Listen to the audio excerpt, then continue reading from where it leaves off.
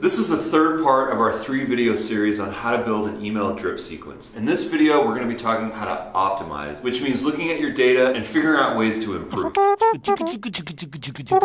your email drip sequences, there's a couple of data points that you're going to want to look at. Number one is the open rates. The second is your email click rates. The third is your conversion rates. And number four is the reply rates. Your open rates are typically contingent on the from email address, the from name, and the subject line. I always recommend adding human personalization, like someone's name as the from email. Here at Dubb, we use Ruben at Dubb or Darius at Dubb. For your subject line, we always recommend providing whatever the asset is within brackets or within parentheses. So video, brackets, webinar brackets, ebook brackets, just so that people know what to expect. We also recommend personalization in the subject line, like adding a person's first name. Personalization tokens are going to be your best friend for that. Some people say emojis work really well in emails because they capture people's attention, but you're going to have to test that for yourself. Some people like them, some people don't like them. Next, click rates. Click rates are all based on what the content is within the email. People are used to seeing a header, an image, maybe that image is an animated GIF, a body description, and then a call to action. Make sure you have all those assets in your email because that will help boost your click rates. Another way to create an email if you want it to look more personal is to actually not use HTML and use pure text. The reason why this type of email is valuable is because it looked like someone actually wrote it. Now that said, you always have to include an unsubscribe link. You never want to have an automated drip sequence that people can't opt out of. That's going to be bad for business. The next metric is going to be your conversion rates, and that just means the number of people that clicked on your email and moved down your funnel. So conversion doesn't necessarily mean a sale. It can mean a form fill, it can mean an ebook download, it could be a webinar registration, or it could be an e-commerce close. Make sure that you have some ability to track your conversion to figure out which one of the emails in your sequence gets the highest conversion. Another important tip here is that not all of these emails are designed for conversion. Some of these emails are designed just to educate and nurture. So as you look at your drip sequence, remember that as you move down your drip sequence, you're moving people down a funnel. So typically your conversions will take place lower in the funnel because at this point they've been educated, they've been nurtured, they know how it works, they've seen use cases, they've seen some social proof like testimonials, and now they're ready to purchase. If you are going to add a discount, we recommend that you use tracking within the discount code as well. So make your discount code unique for every single drip sequence. That way you can attribute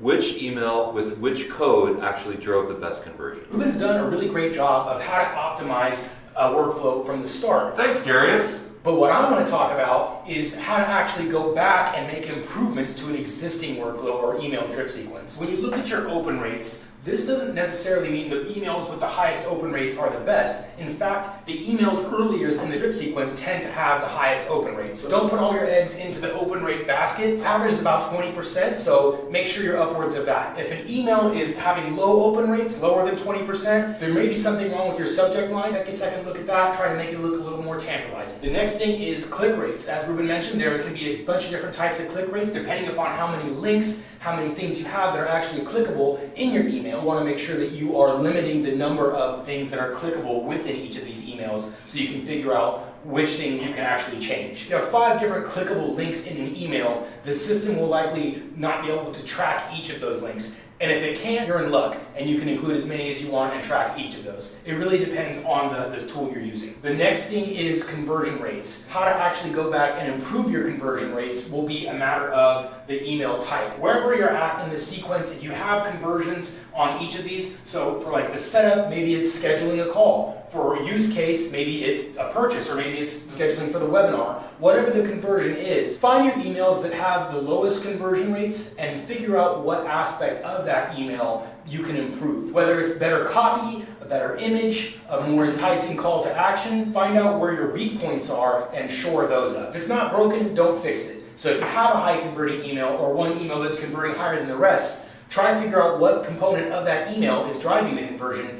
and then try to expand that into your other emails that maybe not doing so well. Other thing that's often not considered is replies. A lot of people, when they set up a drip sequence, don't actually handle the replies very well. If you're getting replies to an email, those need to be paid attention to carefully. If you're getting negative feedback on an email, then you need to go back to the drawing board and address that negative feedback. If you're getting great feedback on an email, that lets us know that that email has some nice content, that people enjoyed it. So moving forward, your replies will really help you optimize your emails. Negative replies show you need some more work. Positive replies show you you're on the right path. If you need help with your email drip sequences, we actually recommend that you use the Dubb automatic email drip sequence generator. And all you have to do is just rub this 3 times and all of your email drip sequences will be created automatically. So check it out at Dubb.com. Thanks for checking out these 3 videos on how to architect, build, and optimize your email drip sequences. If you want to go back and check out any of the tips and tricks, just go back to our YouTube channel and check out the videos there.